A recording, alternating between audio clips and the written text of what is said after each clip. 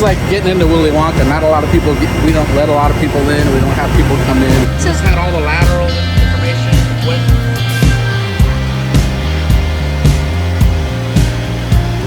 do these scans. And we can scan the course coming in. It gives us all the data. Just so you get an idea of how precision it moves.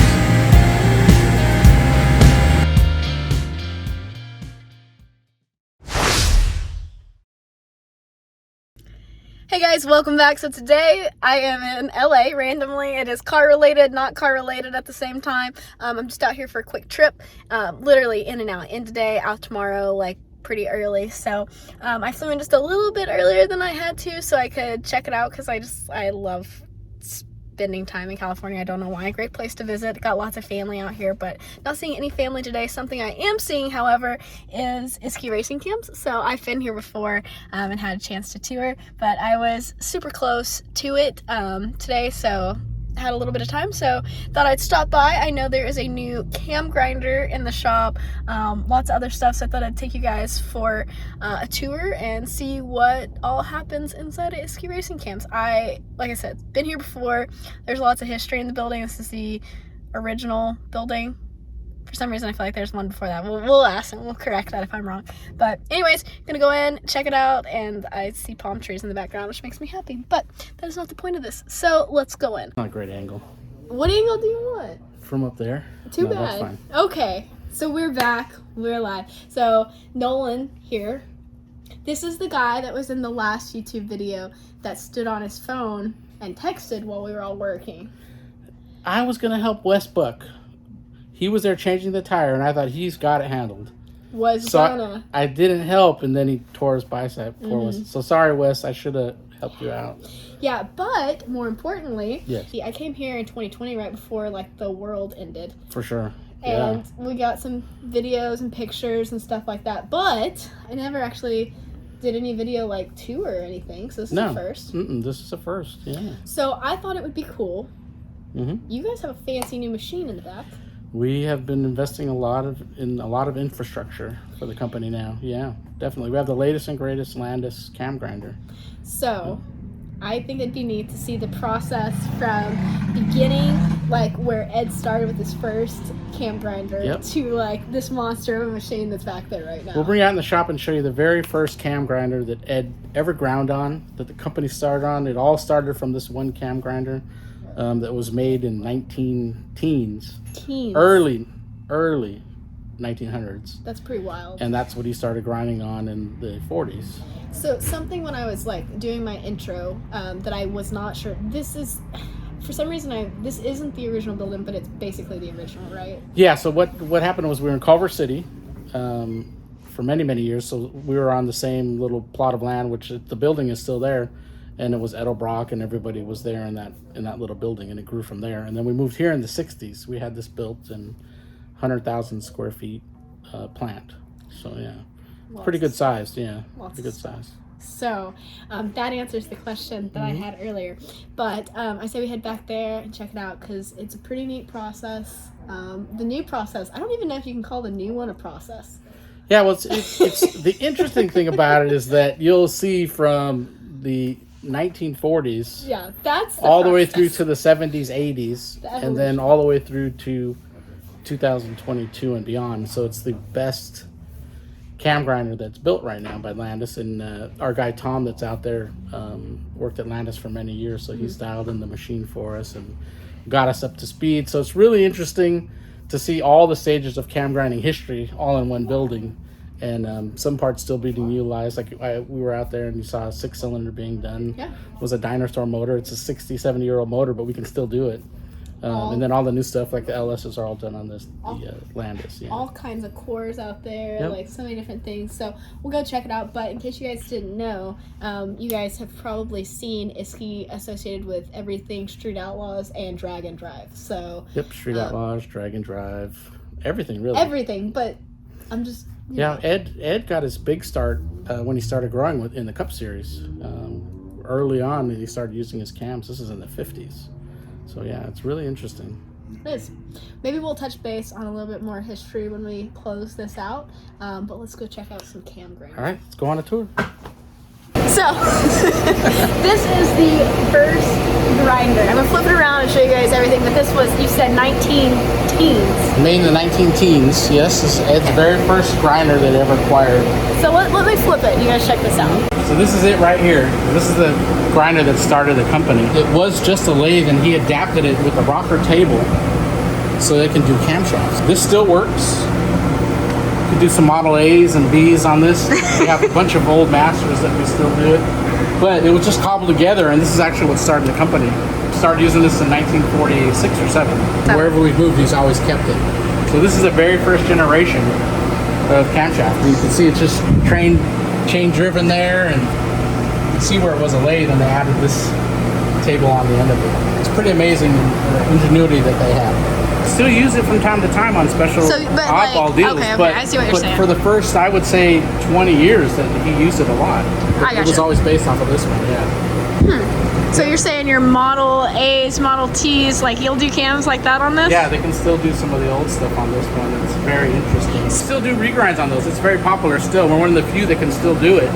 And we still have to use an original cam.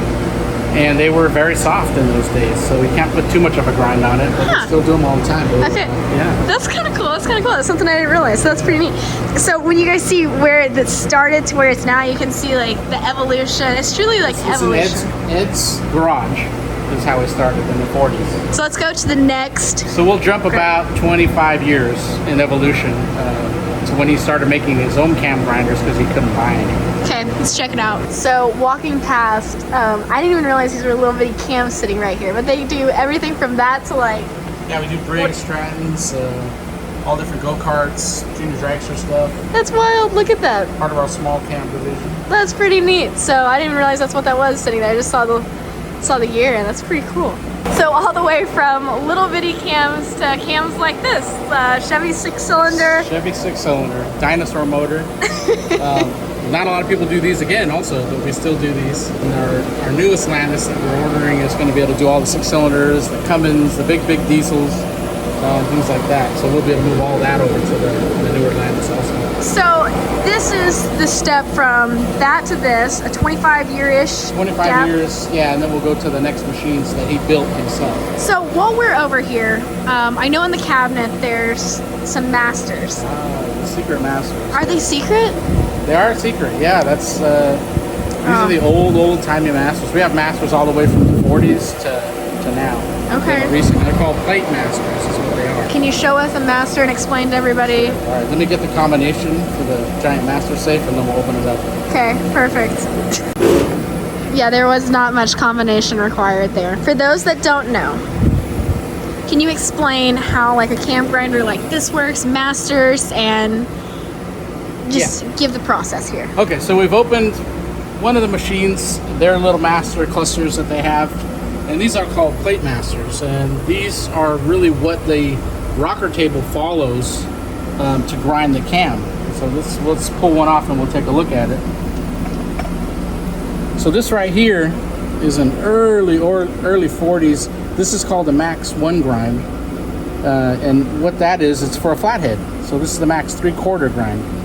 That's what that is. So the 3/4 was basically a race grind and a street grind combined together, and they called it a 3/4 grind. But that's the master that's been around for approximately 70 years and can still be used today. So a master operates how? Yeah, so I'll show you that. Oh, you're getting there. Yeah. Am I jumping ahead? No, that's okay. God, this younger generation. And now this is a late model, so say from about 10 years ago, a hydraulic roller, so Chevy hydraulic roller master. So it's still using the same system, and what this is this goes on a plate thing that holds several masters at the same time, and it actually follows this outline while it grinds the cam is what will happen, and we'll show you how that process works in a second. But this is the older style way that everybody ground cams on Burcos, on our cam grinders all over the world, until the new CNC things came into being. Now the basic rudimentary of the cam grinding deal is the plate master that we saw goes right here. So we bolt that in here. So that piece that we saw is this right here. So this happens to have two on it. This is the intake and the exhaust. And this is the follower. So as this follows this profile, it translates to the rocker table and grinds back and forth. once we start up the grinder, we'll kind of see how that works in this system of the style. Now with the new Landis grinder, we skip this process completely and we go straight to the grinder. It does the thing, but we'll show you that a little bit later.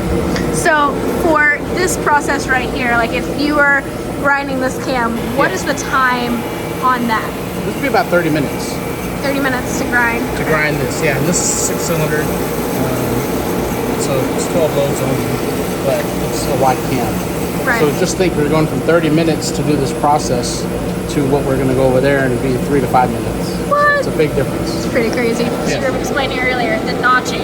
So yeah, so they pre-notch the cams because this comes in and it's a hard load here, and they'll pre-notch it to give an idea to the operator exactly how far he's going to grind. So once he follows the marks and gets to that and starts to clean that up, then he'll do the finish grinding where we really slow down the machine and make a really nice finish on it. There's lots of operator skill here. Correct? There is lots of operator skill. Once you see him doing it, you'll see that he feeds it the rates because, you know, and puts the right taper on it and everything. And we like to go slow. It costs a little more money that way, but you have a lot less failure and it's much more accurate. Right, okay. Just got to go a little bit smaller.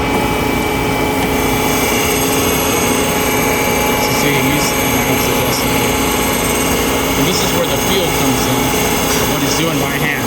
He's listening to the sound, he's feeling it, how smooth it is, and he's deciding the finished cut. So now he'll measure it.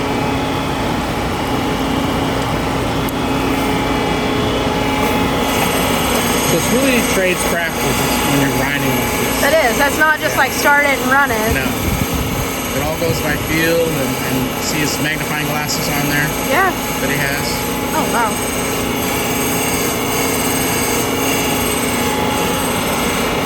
Let's go check out some more machines. All right, so we'll jump ahead and go to like the 80s type of grinders that Ed built himself. This is a Norton Isky grinder, we call it. So it's a Norton base of a lathe, and then Ed cast his own heads here and rocker table.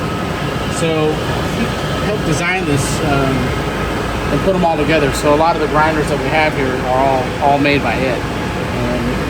So this is the masters here that we were talking about. The chassis for the wheel, and this is a roller cam that we're grinding right now. We have this one and it became an NC grinder later with little cards.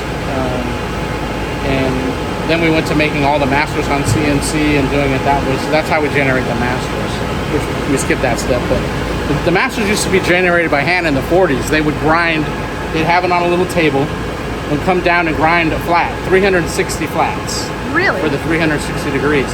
And they would take that, polish it by hand. And that really? was as accurate as you got, yeah. Huh. So they would do that, but early on they rented a timeshare computer, and they one of the first few, along with Harvey Crane, that were doing computer generated profiles. And they would have to log on, and Ron Isky was the one doing that in the 70s and 80s, and log on to a timeshare computer back east, do the calculations and print it out, and they would still go back and do each degree. Huh. And polish it, yeah. So that's wild. So when did it switch? Is that, you're not referencing that as CNC. When did it go to CNC? So that was how they did the masters. That's when they started going computer profiling. So yours instead of hand mathematics. I see what you're saying. Calculator. Okay, I see. So that was a big jump. And so Ed did that and Harvey, and they were the first two. I think Harvey was the first one. And then Ron did it. He was in charge of all the cam R&D for many years. Through the 70s and 80s, and that's how they did it.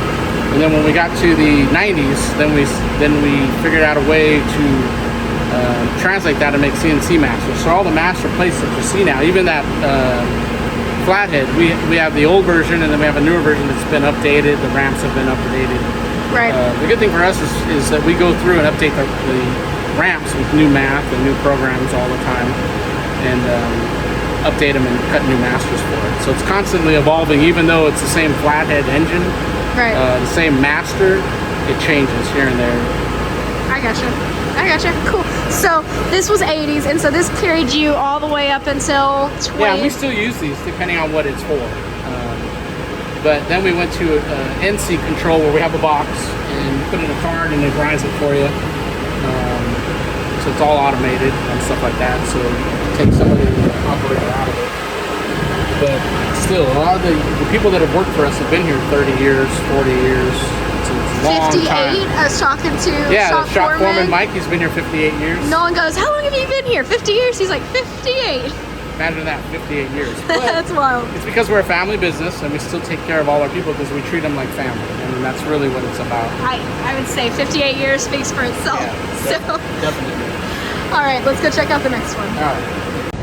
Okay, there is lots and lots and lots and lots and lots of cores. Lots and lots of cores. So this is what you just called a blank. Blanks, yeah. Just regular cores, pre-grinding.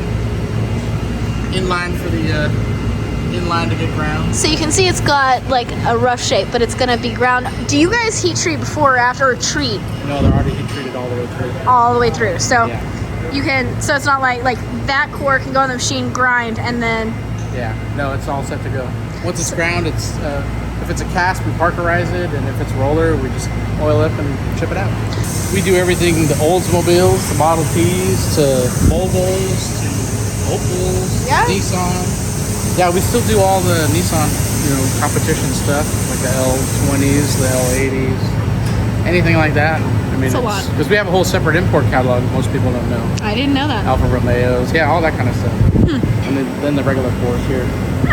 What is your most popular cam? Right now it's LS. Really? It's been that for a while now, yeah. We do tons and tons and tons, which is all this stuff. Okay, we're in, I think this is the fun section now. Yes. It looks, there's a lot going on. We got a lot to discuss. So we have Tom with Nolan here. We got Warren kind of back there working. Hello. Hi. How you doing? Okay, I'm gonna throw it to you guys now. We're now in the new era. This is a different machine. This is a lot different. So we saw something from the 100 years old, we saw something that's 30 years old, and now we've gone to the newest Landis LT1E, which is the top of the line machine. And so we didn't have really any experience with it, so we figured that we need somebody to hold our hand and let us know what we didn't know about the machine and get us up and running.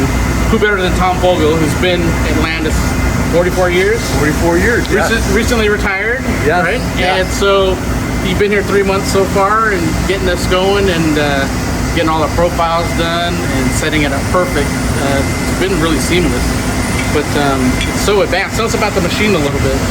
So in the last 8 weeks, we've already ran over 100 different profiles, and it can grind the cams within microns of what was done before. So we'll take it as a mechanical process and made it seamless that we can switch between profiles and write programs. And with some SAP software from Landis, we can generate the heat to make sure that we're not doing any metal damage to the cams. So this is really an advanced process and risky, and it's exciting for both Landis and Isky.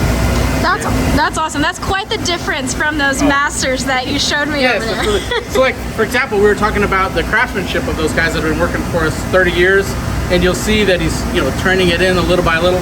All this, it generates for what material you have, how deep you can go on each cut, and shows you how hot it'll be, and if you're within the limits and you don't distort the metal, right? So that's really Wow. the fastest you can go.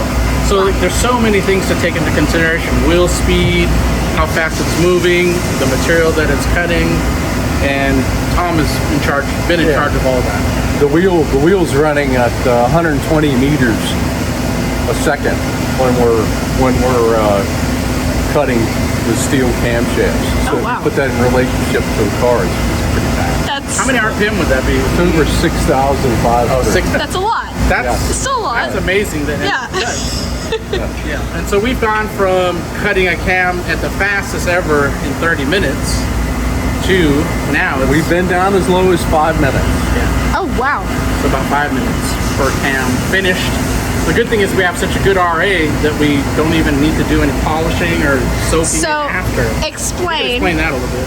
Yeah, RA, all that. The measurement of the finish, Warren, if you wanted to show the gauge that you guys first. What this machine does is it's measuring the surface finish of the finished product. And right there is a 0.36 RA. And how that works is it has a diamond right here, and that's what drags across the finish, so for it to determine what the finish is. Right. So you guys are doing this on every cam, you said? Yes. Wow. Okay. So as he was explaining to me, RA is like. The RA is as it drags that pin across here, it's measuring that surface finish. Right. The other thing I was have you explain the hydrostatic, the difference in this machine compared to even this machine without that is a big difference. Yeah, this machine, the spindle is hydrostatic, the ways are hydrostatic, the trimmer is hydrostatic. There was one camshaft where the lobe was wider than the wheel. We oscillated the wheel in the process of grinding in excess of 8 times per second as we were going down through, and we ground at least 20 or 30 cams that way, right, or more. Yeah. Oh wow, wow. So is this something we could check out now? Can we go check out the machine? Yeah, that'd be we'll great. this is our, Yeah. He's normally our Spintron operator, but he's our top machinist, so we have him checking out and getting it dialed in for the other operators with Tom. Okay, Warren says we're ready. We're ready. We're going to Okay. do a dry cycle here.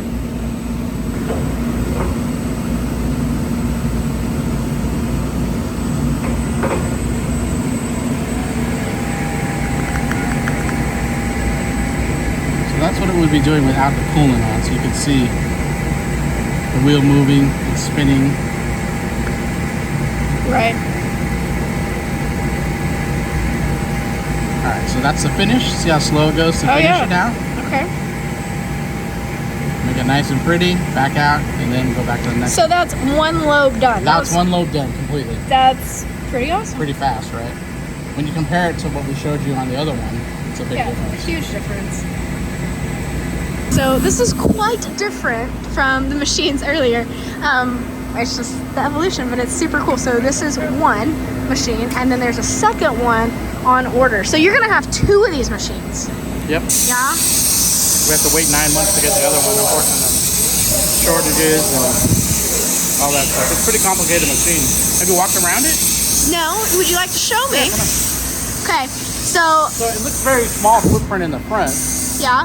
But if you come around, this is where the spindle is. This is the whole control system box. This is the pump and filter system here, a barn system. 1,600 gallons of coolant in here. That's a lot. Yeah. When the other machine comes, it's gonna be on the other side, and it uses the same coolant system. Yeah, with the help of Landis, I wanted a big enough unit that could control the 2 machines. So we're getting the bigger, longer machines, so we'll be able to do diesel, Cummings, and things like that. And it'll be on that side of it, but this 1,600 gallons will be able to pump both machines at the same time. How many of these machines are actually out there for reference? Like, Well, for example, cam grinder, aftermarket cam grinders, not very many. right. I think from our competitors, maybe 2 or 3 out there. But really, the ones that use these would be the big factories. Right, And they're okay. used to running, like Tom was telling me that he set up Ford or GM, and he goes into a plant and they'll set up one machine that runs 365 days, 24/7. A robot loads it, unloads it, and they run the same cam profile for years and years and years. And that's Right. all they do. This is totally different. You know, we have 1,800 different cam part numbers and grinds.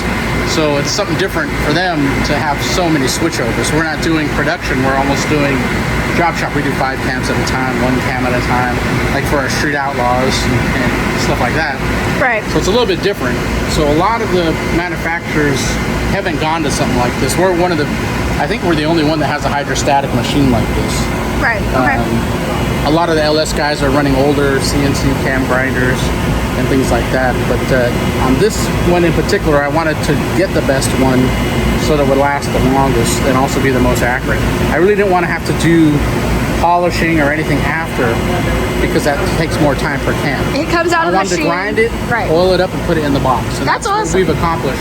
And that's the first time that they've done something like that. So between Noritake, Max at Noritake, they developed the wheel at the same time we were developing this machine because these are purpose built. They don't just build them and you pick it out. That's what I was trying This to. is purpose built for what we're doing. So the steady rest that we pick, the spindle, the wheels are specially made. It's a carbon boron type of wheel, and we went through testing when we were checking the machine and changed the buildup of it, made it a little grittier so that we could get a better RA finish on it.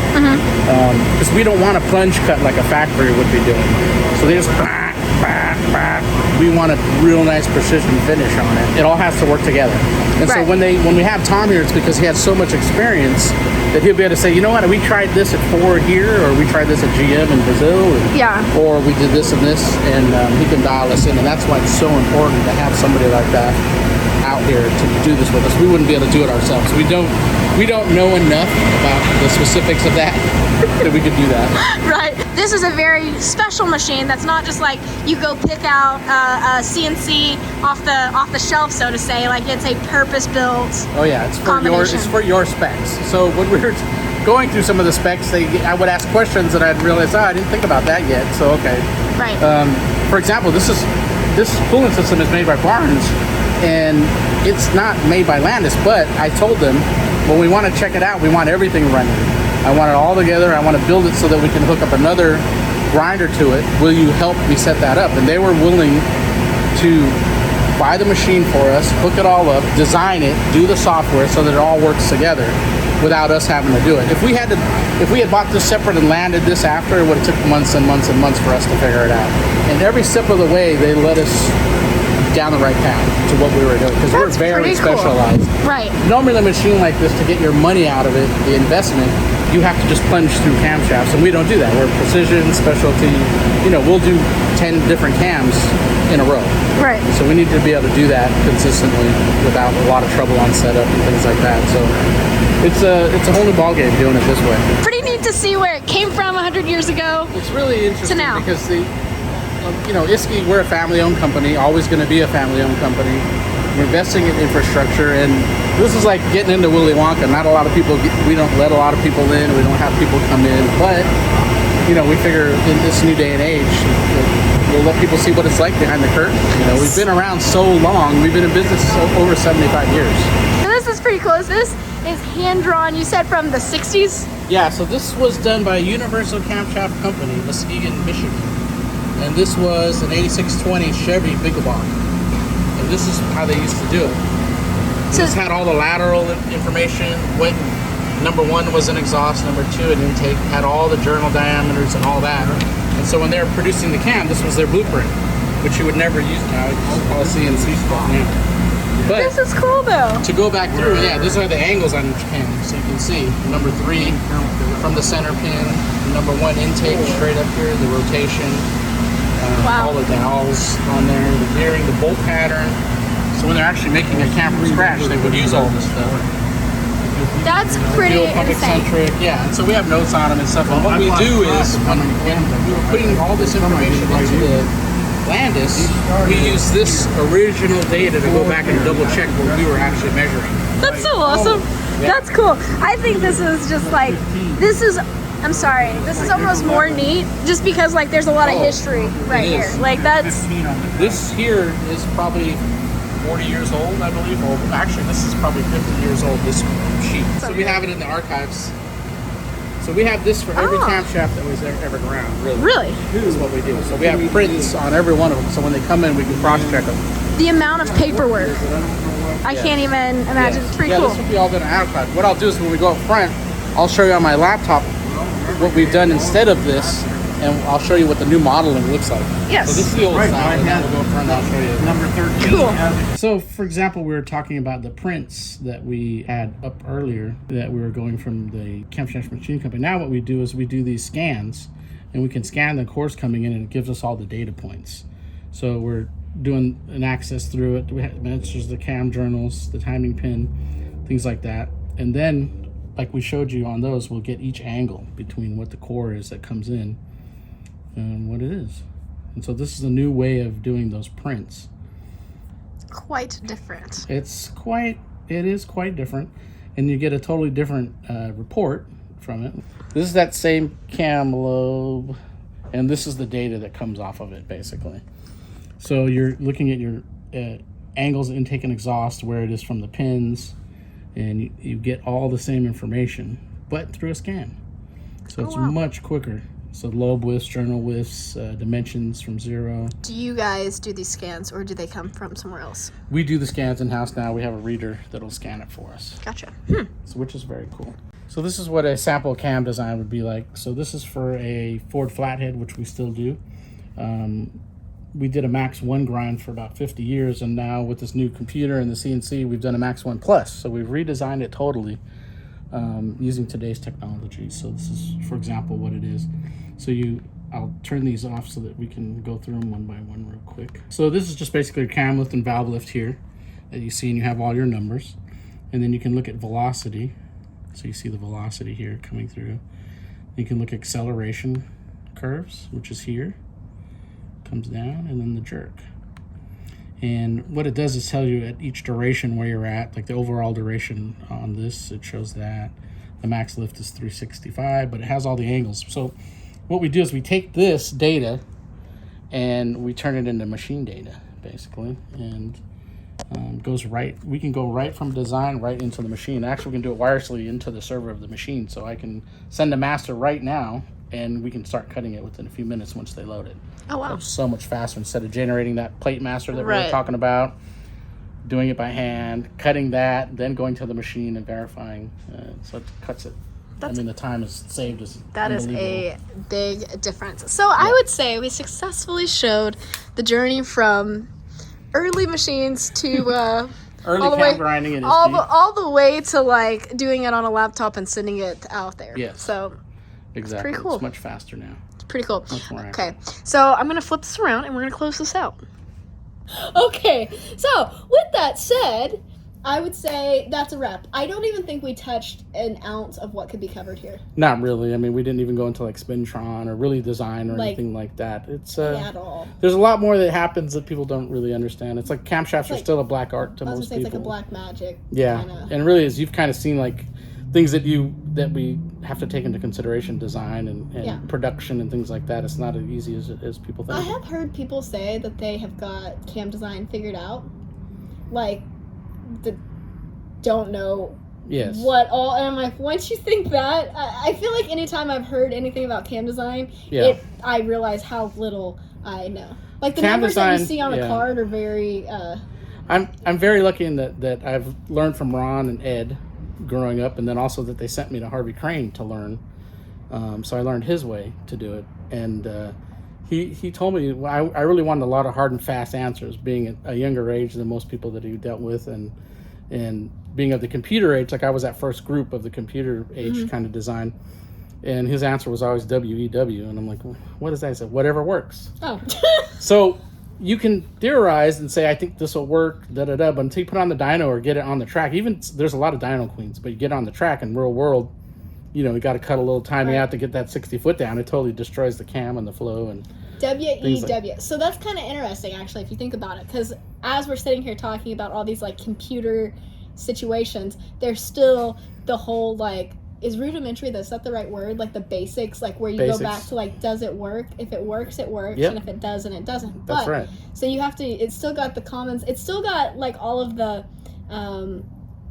personal, like you have to have stuff up here. All the cam designers and cam grinders can tell, like Billy Godbold or anybody from anywhere, Howard's or wherever, or Lunati. I mean, all of us are in the same boat. Mm-hmm. We take all our knowledge base that we have and theorize what we think will work the best, but there's still things we learn every day.